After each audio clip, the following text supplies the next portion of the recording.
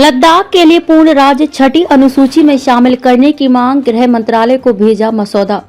मसौदे में 4 सूत्री एजेंडे को रेखांकित किया गया है। सबसे पहले उन्होंने ऐतिहासिक, रणनीतिक और पर्यावरणीय महत्व के आधार पर पूर्वोत्तर राज्यों के साथ समानता रखते हुए लद्दाख को राज्य का दर्जा देने की वकालत की है। लद्दाख को पूर्ण राज्य का दर्जा दिए जाने, उसे संविधान की छठी अनुसूची में शामिल करने, पब्लिक सर्विस कमीशन का गठन और लोकसभा की सीट बढ़ाने व अन्य मांगों से जुड़ा एक मसौदा लेह अपेक्स बॉडी और कारगिल डेमोक्रेटिक अलायंस केडीए ने गृह मंत्रालय को सौंपा है। इसमें इन मांगों को प्रमुखता से उठाया गया है। उन्होंने बताया कि बीते 4 दिसंबर को केंद्रीय गृह राज्य मंत्री नित्यानंद राय की अध्यक्षता में हुई बैठक के बाद एमएचए ने अपेक्स, लेह और कारगिल को निर्देशित किया कि अपनी मांगों को एक मसौदा तैयार कर उन्हें सौंपें।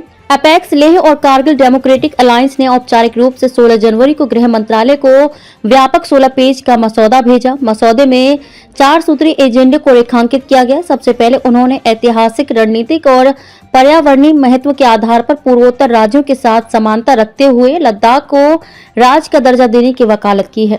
उन्होंने इस बात पर जोर दिया कि लद्दाख को राज्य का दर्जा देने से न केवल राजनीतिक प्रतिनिधित्व बढ़ेगा, बल्कि स्थानीय लोग भी सशक्त होंगे। राष्ट्र निर्माण में लद्दाख की भागीदारी को बढ़ावा मिलेगा। मसौदे में जनजाति बहुलता और पर्यावरण को ध्यान में रखते हुए लद्दाख को छठी अनुसूची के तहत लाने का प्रस्ताव दिया गया है और कहा गया है कि इससे अनुसूचित जनजातियों के भूमि अधिकारों के लिए विशेष सुरक्षा सुनिश्चित होगी और क्षेत्र की विशिष्ट आवश्यकताओं के अनुरूप कानून बनाने में सक्षमता मिलेगी।